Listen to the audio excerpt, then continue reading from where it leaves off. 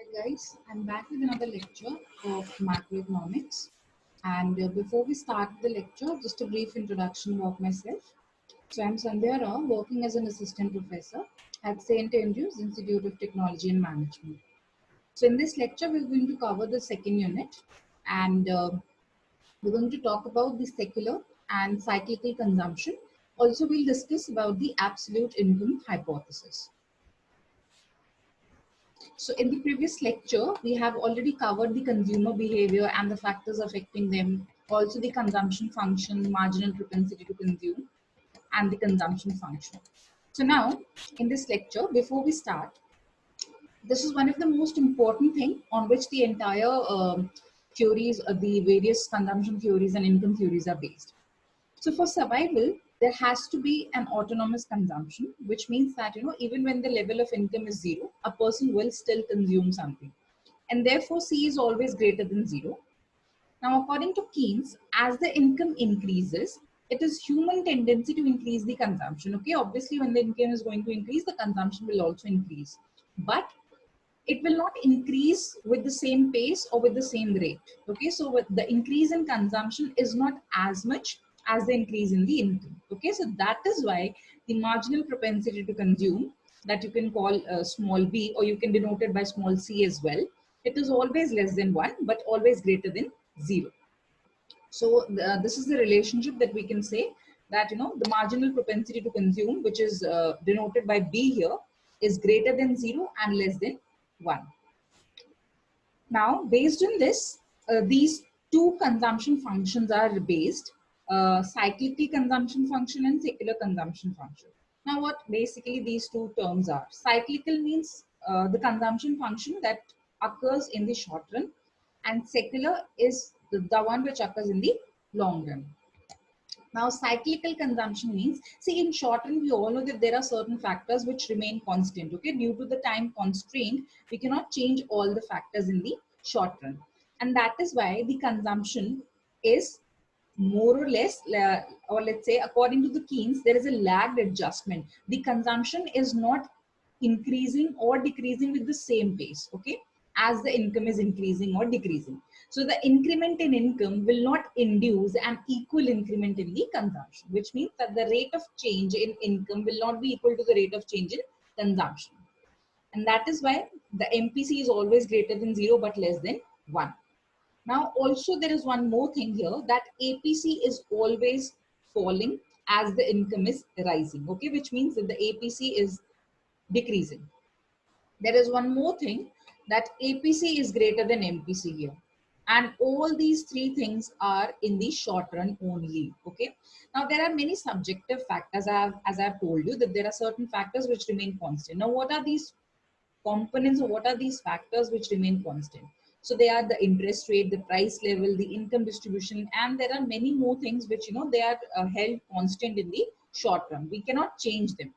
So let's say our income increases from 100 to 200. Okay, now it's very basic and it's very simple to understand. It's very obvious to understand that a consumer will not increase his consumption with the same rate. Okay, he will not, if his present consumption was, let's say, 50 rupees, he will not increase his consumption to 100 now. Okay, because it's human nature that when our income increases, we also tend to save more. So the person will be saving more and consuming less. Okay, that is why the you can call it that APC is falling here. So the reason behind the falling APC is that when the income increases, the consumer also tends to save.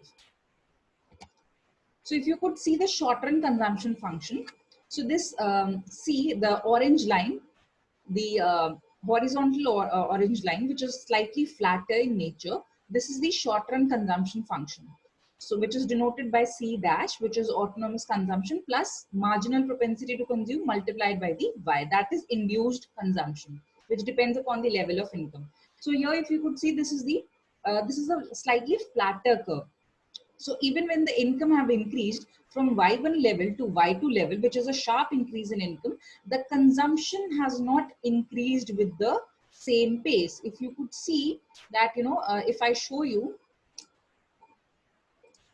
then this is the present level of consumption. And when the income have increased, this is the new consumption. So if you could see that the rise in consumption is very small, but the rise in income is huge. So this represents that, you know, when the income is increasing, the consumption is not increasing at the same pace. And the reason behind this is that the consumer is saving more. Okay. Also, if you could see that this entire region where the income is less than the consumption, if you could see the consumption line, this consumption line is above the income line.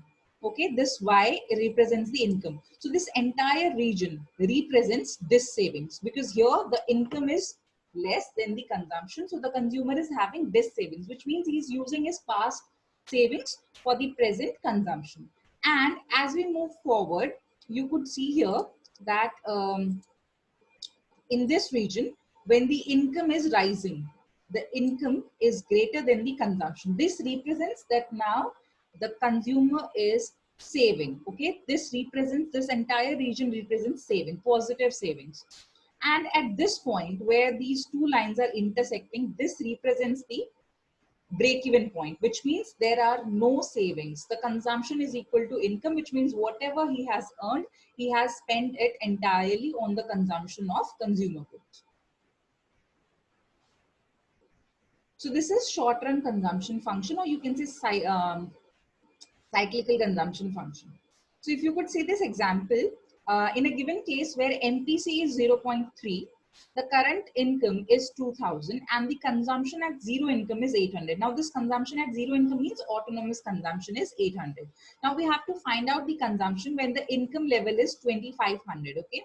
So we'll first of all write down the autonomous consumption, which is given to us at 800 rupees.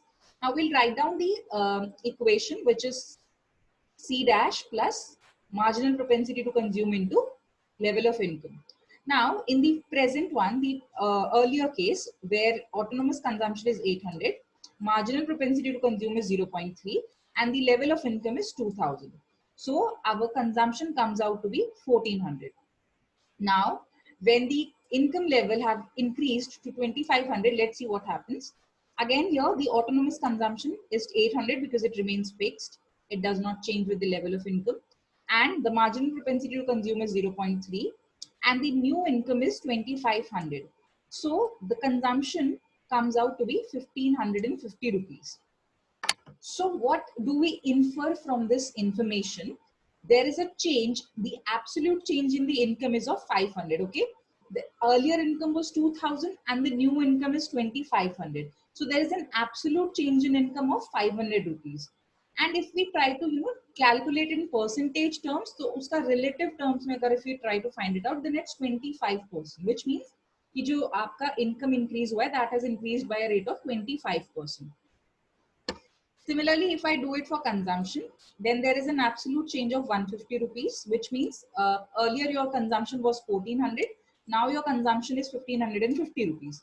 So there is an absolute change of 150 rupees. And if I take it in percentage terms, it is only 10.71%.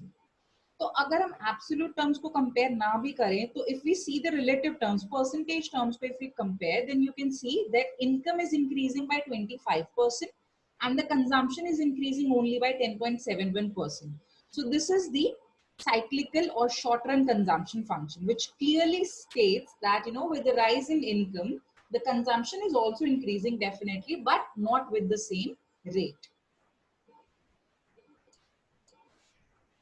Now, secular consumption is the long run consumption function. Now in this, there's a fast adjustment because we all know that in long run, all the factors are variable in nature. So we can change them and, we can adjust quickly. So the consumption function also changes in the long run and, we are able to adjust or we are able to match the difference between the level of income and consumption. So in long run, MPC is equal to the APC. So this is the basic thing that you have to remember here, that MPC is equal to APC. And in short run, what was happening? That the APC was more than the MPC. So this was in short run and this is in long run. So if you could see this diagram, it clearly states that the long run consumption function is slightly, or you can say it's horizontal. It's the slope of the long run consumption function is 45 degree, which means that the income and consumption are moving in same line. Okay, whatever rate the consumption, the income is increasing, the consumption will also increase with the same rate. So if I take this example, if this is the present level of income, then this is the present level of consumption. Okay, and if I, let's say, this is the new income, then this will be the new consumption. So if you could see that this change in consumption is equal to the change in income. So this represents that APC, the marginal propensity to consume and APC are equal. Okay, the slope is same here. Why? Because it's a horizontal line, so इसका slope जो है सारे time पे same ही रहेगा. And if I try to compare these two short run consumption function, then the slope, ये दोनों parallel है. Okay, and also these are flatter. And इनका जो, see, whenever हमारा जितना भी कर्व जो है वो फ्लैट होता जाएगा, उतना ही ज्यादा वो स्लोप कम होता जाएगा, which means the MPC is falling. And जितना ज्यादा हमारा कर्व जो होगा वो स्टीप होगा, it represents that the slope is high. So in short run, the consumption function में क्या होता है, the MPC is less than the APC. Also, the average propensity to consume is falling. The reason behind that is because whenever income increases, we tend to save more. So that is why consumption is less. Also, in long run, what happens is, since we are able to, match or we are able to increase our consumption with the same pace as the income is increasing. So that is why the slope of long run consumption function is 45 degrees. Now, to understand this theory better, there are certain hypotheses given by the economists. So first of all, we'll start by the absolute income hypothesis, okay, which will make it more clear that why this short run function is short run consumption function is flatter in nature, and why the long run consumption function is steeper in nature.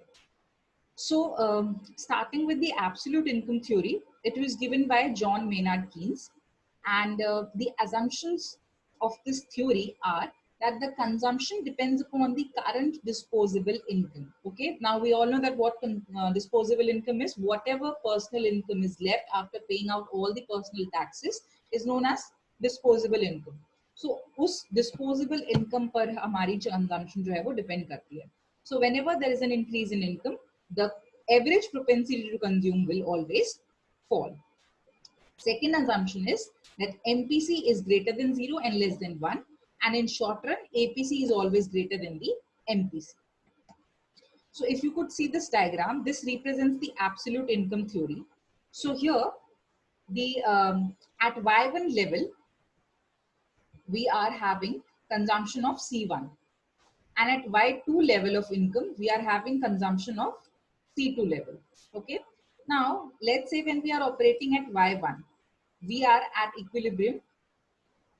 This is the long run consumption function, and we are at equilibrium at E1, and this is the second E2. So at point E2 on the consumption curve, the level of income is OY2. Okay. So when at E2, we are having the level of income OY2. Okay. This is the level of income. APC is greater than the MPC here, where APC is nothing but the, okay, I'll show you what is APC. So this is the level of income, OY2 upon OC2. So this OY2 upon OC2 gives us the APC. So it's very much clear that OY2 is greater than OC2, and average propensity to consume APC is nothing but it's equal to consumption upon income. Now we all can see here that the consumption is less and the income is more. So that is why APC will be less. Second thing is MPC is equal to the change in consumption upon change in income. So if let's say the income have now shifted to E1. Let's say the income have now shifted to Y1 and the consumption have now shifted to C1. So if we could see that the change in income is this and the change in consumption is this. Okay.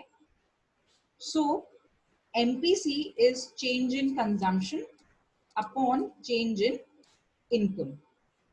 So change in consumption and change in income again is small.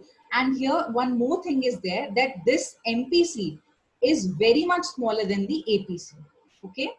If I try to show you one more thing, see here, this is MPC. This represents the MPC. When I join this E2 from the origin and when I join this E1 from the origin, this tells me about the slope of the consumption function. So if you could see that यहाँ पे this curve is steeper, and as we are moving ahead, the slope is getting more and more flatter. And when the slope becomes flatter, the slope is very less. So जैसे जैसे हमारी income बढ़ती जाएगी, हमारा MPC जो है वो और भी ज्यादा कम होता जाएगा, and it will always be less than the APC. APC थोड़ा सा ज्यादा रहता है हमेशा, क्योंकि वो हम एब्सोल्यूट टर्म्स में मेजर करते हैं तो वो ज्यादा रहेगा. ठीक है. So the and here we all know that this intercept, ये जो intercept है, this distance, this gap, that why this C is starting from above the origin and not from the origin is that in short run we have autonomous consumption. हमारी autonomous consumption रहती है, हमारी consumption at zero level of income पे भी कुछ ना कुछ रहती है हमेशा. So that is why it is starting from some points above the origin. Now at income level of OY1, अब अगर हमारी income जो है वो ये OY1 level पे अगर हम आ जाते हैं, where the curve C intersects the 45-degree line at point E1.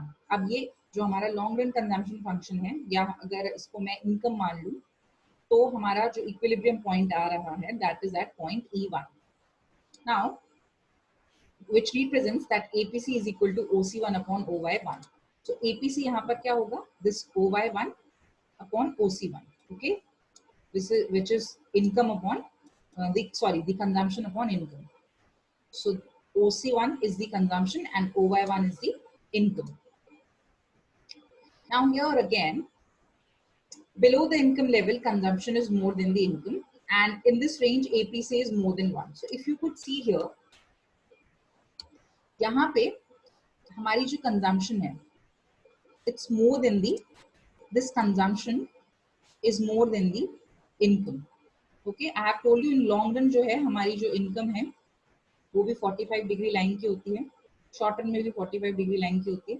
So if I show you this, then this consumption is more than the income here. It means हमारी यहाँ पर dis savings हो रही है. It also represents one more thing, that यहाँ पे APC जो है हमारा वो ज़्यादा है. Okay, APC is more. So if I take, let's say, this level of income, this is let's say Y0. तो यहाँ पे level of income is this, and जो consumption हो रही है आपकी, it is this much. So it's very much clear that यहाँ पे the APC is more than 1. Okay, because the consumption is more than income, so APC will be greater than 1. And here at this point where you know both the things are intersecting each other, or the level of income is intersecting the short-term consumption function. Now here the income level, this income is equal to the consumption. This level of income is equal to this level of consumption. So this, at this point of level, the APC will be equal to 1. So till here, before this point, see if I take this point, now on the left side of this point, the APC will be greater than 1. And at this point, the APC is equal to 1. And beyond this point, which means towards the right side of this point, the APC will be less than 1. So this shows that, you know, as the level of income is increasing, the APC is falling. Okay. And above the income level, the OY consumption increases less than proportionately with the income. So the APC declines and it is less than 1. So you can clearly see this, that, you know, As the income is increasing, the consumption is falling, and the APC is also falling. Also, the MPC, which represents, which can be depicted like this: when the income level is this, when the income level is this, when the income level is this.